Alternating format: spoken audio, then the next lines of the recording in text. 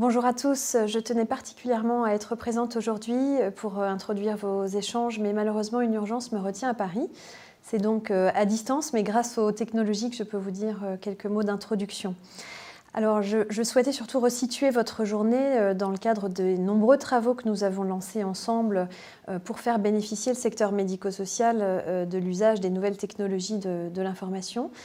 Souvenez-vous, dès 2012, c'est de façon assez volontariste et d'emblée que nous avons souhaité à l'Agence régionale de santé inscrire le déploiement des systèmes d'information médico-sociaux dans le cadre de notre projet régional de santé et de notre schéma régional d'organisation médico-sociale. Nous avions 3 objectifs sur lesquels je vais revenir et vous dire quelques mots finalement 5 ans après de l'avancement de ces projets. Le premier objectif que nous nous étions fixés, c'est d'essayer de déployer les systèmes d'information, de coordination, de partage d'informations pour que les nombreux, souvent professionnels qui accompagnent des personnes en fragilité, des personnes âgées, des personnes handicapées, puissent partager au mieux le plus d'informations possible sur la situation de leurs patients. Nous avons donc lancé plusieurs projets, le fait de vous accompagner dans les établissements, notamment pour mettre à niveau vos systèmes d'information, vos dossiers médico-sociaux, avec un investissement financier assez important.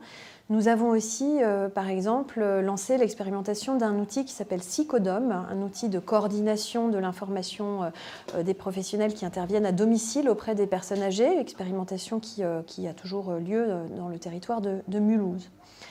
Le deuxième objectif que nous nous étions fixés, c'est de faire bénéficier le secteur médico-social de tous les outils d'orientation dans le système de santé pour pouvoir mieux accompagner les parcours des personnes âgées, les parcours des personnes handicapées.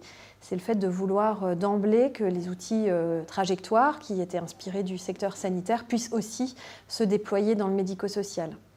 Donc nous avons Trajectoire EHPAD qui est désormais généralisé dans tous les établissements. Certains résistent encore à tourner la page du papier. Je vous y invite officiellement. Il faut vraiment que maintenant tous les dossiers d'admission en EHPAD soient formulés par Trajectoire parce que c'est le seul moyen pour nous d'avoir cette fonction complète d'observation des besoins que Trajectoire nous permettra de faire si tous les dossiers passent par cette voie. La grosse avancée aussi que nous avons faite, c'est que maintenant il y a un trajectoire PH, personnes handicapées. Nous sommes les 2 premiers territoires dans le Bas-Rhin et dans le Haut-Rhin à avoir expérimenté et piloté ce déploiement. Le troisième objectif, enfin, était le fait de faire bénéficier les patients, les personnes qui sont particulièrement fragiles, qui ont parfois du coup des problèmes de déplacement, des outils de télémédecine ou de téléconsultation. Bref, d'utiliser la médecine à distance.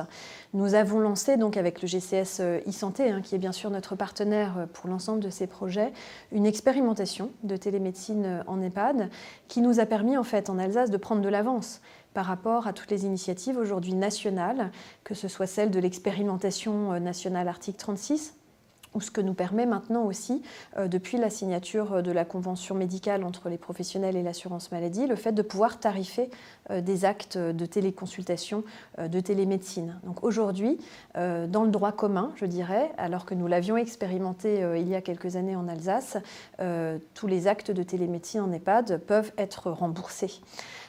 Comme un acte de consultation classique. Donc nous avions pris de l'avance grâce à notre investissement collectif.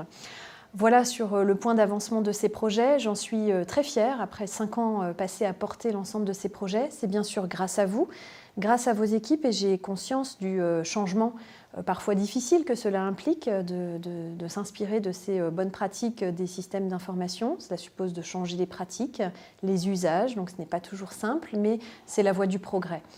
Voilà, donc je vous souhaite de passer une bonne journée d'échange, de vous nourrir de l'expérience des uns et des autres, poser des questions, échanger, faites part de vos doutes, le cas échéant, de vos difficultés. C'est comme ça que nous continuerons de progresser en Alsace. C'est tout le bonheur que je vous souhaite pour cette journée d'échange et je vous souhaite donc une belle journée et mes meilleurs vœux pour l'année 2017. À bientôt.